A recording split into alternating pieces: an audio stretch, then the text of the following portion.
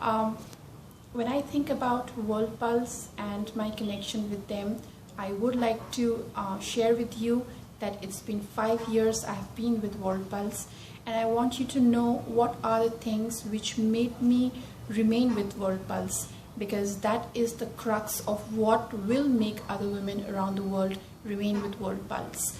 The biggest strength of World Pulse and my connection with World Pulse, which I told you is 5 years old, is the feeling a woman gets of being heard. On World Pulse, you're always heard. There are sisters who listen to what you write. There are sisters who listen and see what you are doing. And there is someone who always gives you a feedback, a comment, or a friendship request, and the friendship and the association carries on.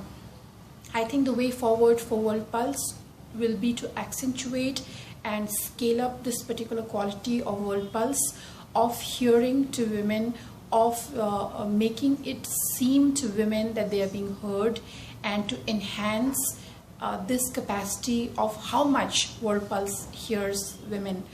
The second benefit, or the second biggest takeaway I got in World Pulse, is the vision that I could see on the website. I could see it in the journals, I could see it in the campaigns of leaders who are women.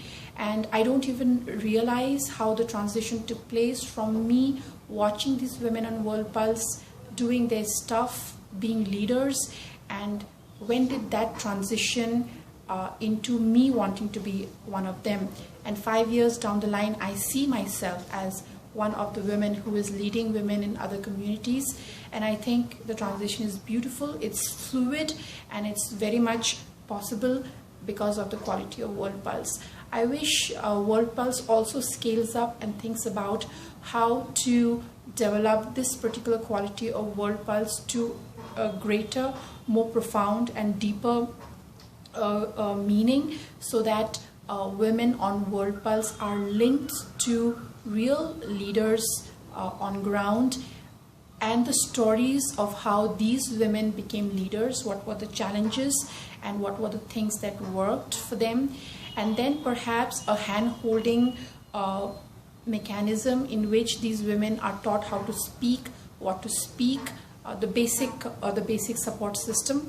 I'm not saying these do not exist on World Pulse right now. There are a lot of stories of women leaders, but I think these are stories of women leaders and what they're doing now.